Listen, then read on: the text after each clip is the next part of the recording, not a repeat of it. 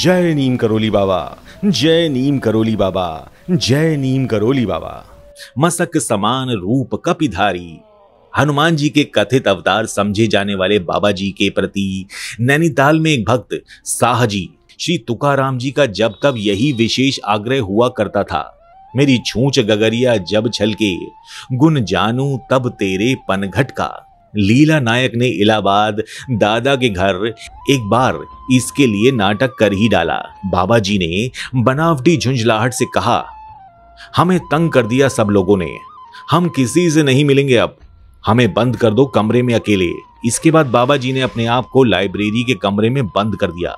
अंदर वाले कमरे में जहां माई बैठी थी, खुलने वाले दरवाजे में बाबा जी ने स्वयं चटकनी लगा दी और बाहर बरामदे की तरफ खुलने वाले दरवाजे पर ताला लगाकर चाबी सहाय जी को दे देने को कहा और ऐसा ही किया गया।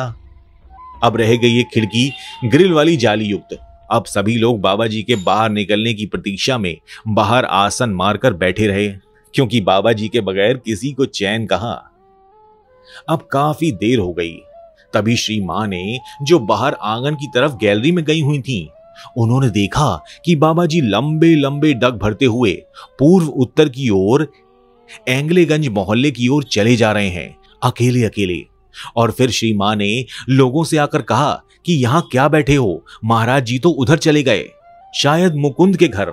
पर सभी लोगों ने इस बात पे शंका की, क्योंकि दरवाजा तो बंद है, महाराज जी बाहर जाएंगे कैसे। इसके बाद सबने सोचा कि ताला खोला जाए, पर सब लोगों को महाराज जी की आज्ञा भंग के फलस्वरूप का भय भी हुआ।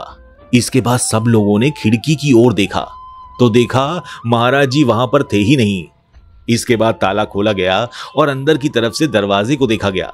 उन्होंने देखा कि चटकनी भी लगी हुई है। अब बाबा जी के निकलने का एक ही रास्ता बचा था, खिड़की की ग्रिल के बीच से। साधारण दृष्टि से अदृश्य अवस्था में मसक समान रूप धर के इधर बाबा जी मुकुंद के घर पहुंच गए और सब लोग वहीं भागकर पहुंच गए और वहीं दरबार लग गया। अब वहां खड़े साहजी महाराज जी से बोल उठे, अब कोई शंका नहीं रह गई महाराज, अब कोई शंका नहीं रह गई। जय नीम करोली बाबा, जय मेरे स्वामी, जय भक्तों के रखवाले, बोलो नीम करोली बाबा जी महाराज की जय।